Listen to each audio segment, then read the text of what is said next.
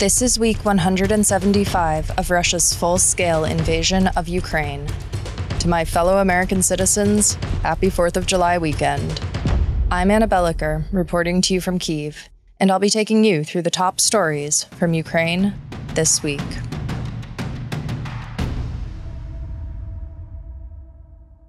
This week saw an announcement that carries devastating implications.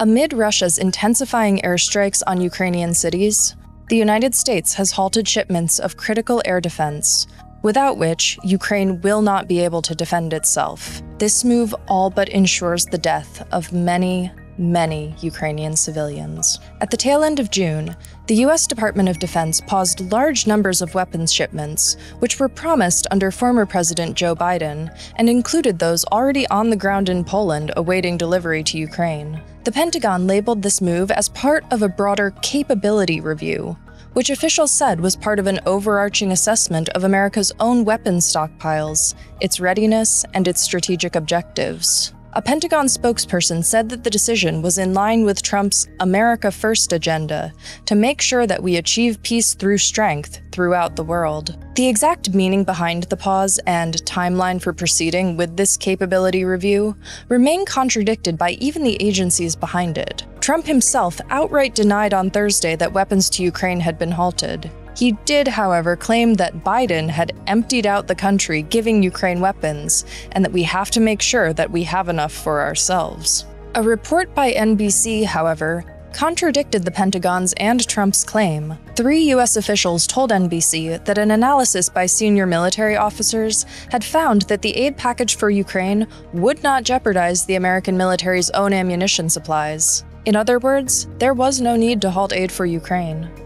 NBC also reported that the State Department and Congress were blindsided by the news. So in a practical sense, this freeze means that large quantities of weapons are sitting in limbo in warehouses in Poland. The Department of Defense confirmed that while humanitarian and non-lethal aid will continue being transported to Ukraine, some lethal aid shipments are under review and will remain on hold indefinitely. Republican and Democratic lawmakers have voiced opposition to the suspension, both because of the severe threat it poses to Ukraine's safety, and because it undermines the principle of congressionally authorized funding. Support that was authorized under former President Joe Biden was scheduled to continue until 2028, meaning that the current administration is nixing something that wasn't approved under them. Legislators have been debating possible mechanisms to compel the administration to resume shipments, but as you can imagine, Ukrainians don't really feel like this is an issue that can afford a long deliberation. Russia has broken its own record of drones and missiles launched against Ukraine several times over just in the last month. On Friday night, Moscow launched a record 550 drones and missiles across Ukraine, primarily targeting Kyiv, where civilians were terrorized by explosions all night. That attack started around the time when Trump was on the phone with Russian President Vladimir Putin. Trump said after the call that no progress had been made, and that the conversation was disappointing, given that Putin doesn't seem to want peace. Kremlin aide Yuri Ushakov told reporters that Putin had told Trump that Russia will continue to pursue its goals in Ukraine, and it did. Right during the call. The full implications of this freeze aren't known, but one thing is. Ukraine did everything that Trump asked for, and still was betrayed. Trump's administration pressured Ukraine to sign a minerals deal, to enter Trump's vanity negotiations and offer unconditional ceasefire without any guarantees of regaining its lost territory, to bend its knee and say thank you in the name of not losing U.S. backing. Ukraine has done everything that America asked. Russia has done nothing that America asked, and has in fact flaunted that it can get away with doing the opposite. And yet it's Ukraine who is cut off and abandoned by the Trump administration. There's a lesson there for both American allies and adversaries. It's unfortunate that Ukraine has to learn it at the cost of the lives of its people. As Russia ramps up its drone and missile attacks on Ukraine and on Kyiv itself, the nearby villages just outside the capital are quietly bearing the brunt of the strikes. Their losses rarely make the headlines. The Kyiv Independent is heading to some of the hardest hit villages in Kyiv Oblast to speak with the residents about how they are enduring the attacks, how their lives have changed, and what they expect as the war pushes on. Це зазвичай типово, що збивають, але це була дуже сильна атака. Вона була одна за одним, вибухи, дрони ці, і було дуже страшно. Це над будинком пролітало в районі 15 шахедів, тобто вони летять, призупиняються, потім міняють напрям і летять далі. ПВО працює. Я спробував підняти цю кришу, яка впала на мене. Не вийшло. Через хвилин 5 другий удар вже в той будинок. Ну і я вже почав шукати, як випертись. Я все-таки підняв кришу, знайшов там дирку і виліз. Despite intensified attacks, the life in the villages of Kyiv Oblast seems to carry on almost as usual. By day, the streets are quiet but alive. By night, the threat returns, sending many people to the shelters in fear. But all of them share one thing in common. Despite growing anxiety and the threat of further Russian strikes, they all refuse to leave their homes and their country. One of the cornerstones of an independent country, not enjoyed by Russia, is free press. At the Kyiv Independent, we're funded by our readers and our viewers. We don't have paywalls or billionaire owners. We rely on our community. If you'd like to join our 20,000 plus strong community, there will be a link to our membership page in the description below. I'd also like to thank everyone who donates directly via YouTube. Your support is greatly appreciated.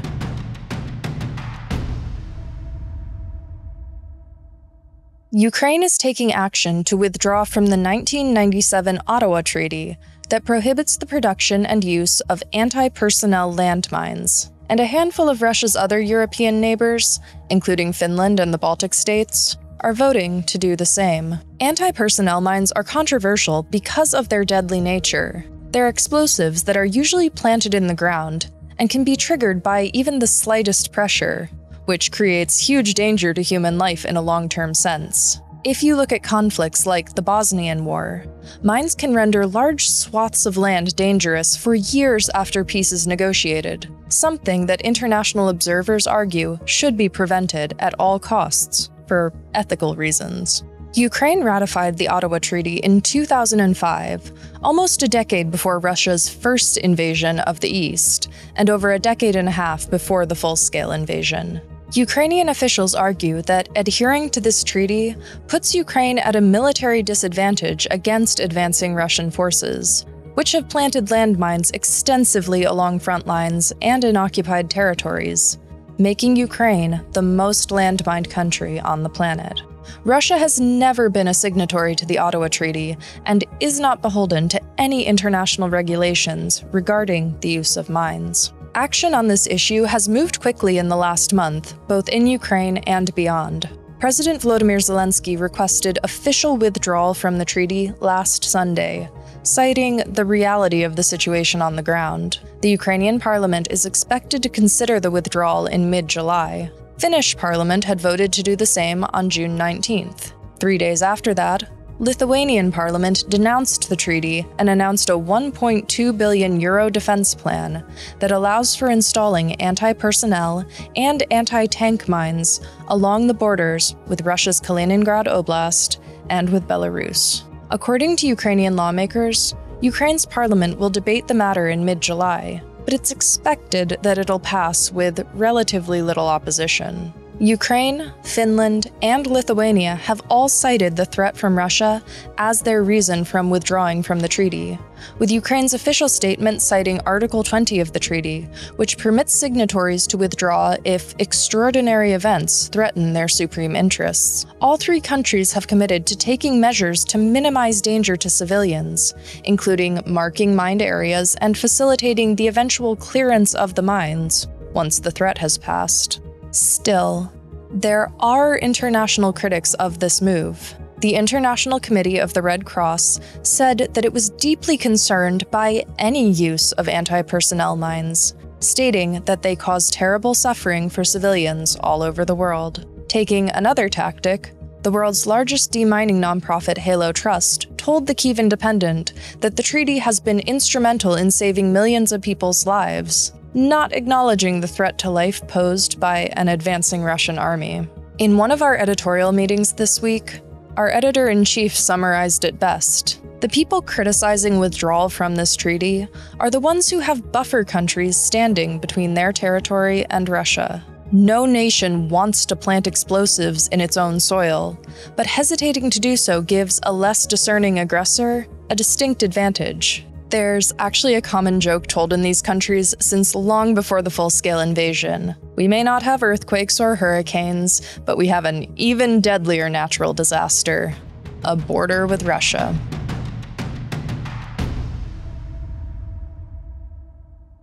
It's been a year since the signing of the Treaty on Comprehensive Strategic Partnership between Russia and North Korea. The agreement was signed last June during Russian President Vladimir Putin's first official trip to Pyongyang in 24 years. At that time, we did not know that we'd be seeing North Korean troops fighting alongside Russia within 6 months, or that the visit would serve as an ominous turning point in the still deepening relationship between the two nuclear powers. As fresh reports come in this week of an additional 30,000 North Korean troops slated for deployment and Russian air defense protecting the skies over Pyongyang, it's safe to say that the two countries are increasing their military and diplomatic cooperation without signs of slowing down.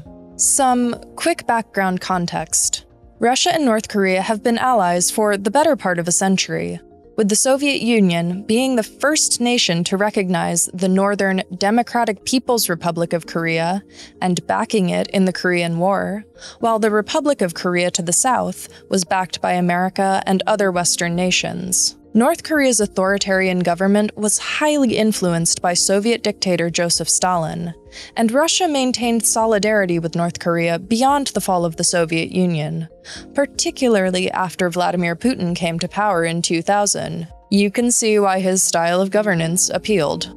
At present, North Korea is among very few countries to recognize occupied Ukrainian territory as belonging to Russia. As such, it perhaps wasn't shocking when reports began circulating in 2022 that North Korea was supplying weapons to Russia, and from 2024 there were rumors of North Korean support personnel assisting the Russian military, although this didn't necessarily imply that soldiers had been deployed. This treaty that was signed last June was notable for its language surrounding defense. It claimed that if either country was put into a state of war by an armed invader, the other would come to its aid. The treaty was ratified in November of last year, and around the same time, North Korean soldiers were spotted alongside Russian forces in Kursk Oblast, where Ukraine launched an incursion in August of 2024. It wasn't until last month that North Korea confirmed the presence of its troops in Kursk Oblast, despite mounting evidence,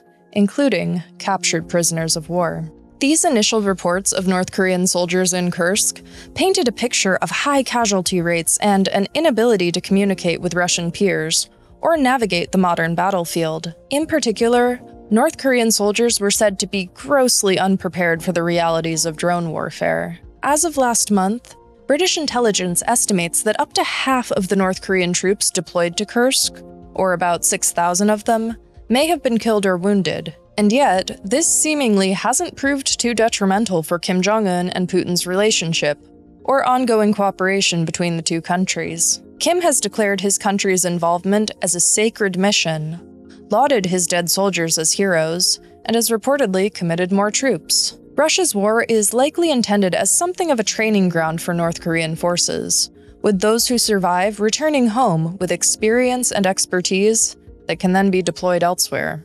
On the non-military side, tens of thousands of North Korean civilians have reportedly been sent to Russia this year to aid in the domestic labor market, and Kim met with Russia's culture minister last month to discuss a deepening exchange between the two countries. At present, military reports estimate that North Korea has made over $20 billion in revenue from military and labor assistance to Russia. We still haven't seen North Korean troops deployed to Ukrainian territory, although Ukraine said in April that it hasn't ruled out the possibility that incoming troops may be included in the Russian invasion. Over the past year, there's been a notable absence of a concrete international response to North Korea's deepening involvement in Russia's war, begging the question of what constitutes a red line in this situation. A strengthened and emboldened North Korea poses huge danger to South Korea, to wider Asia, and to the West as a whole. We can only hope that this largely uninhibited trajectory doesn't continue in this fast-paced way for another year.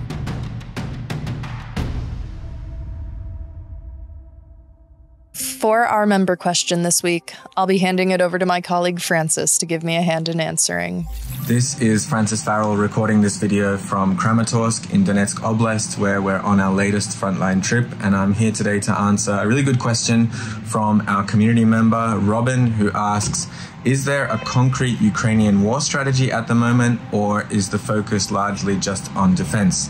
Referring also to some of the special operations like the Kursk Offensive and Operation Spiderweb. Well, at the moment, with the understanding that regaining all of the occupied territories by force is not really in reach for Ukraine at the moment, Ukraine is once again fighting a war of survival. And now the aim and now victory for Ukraine is defined more like breaking Russia's conviction and idea and will that they can break a strong independent Ukraine, reaching peace with strong independent Ukraine intact. And of course, the most important part of that is the battlefield, where Ukraine is indeed in a defensive strategic position in a war of attrition, which is obviously very, very tough.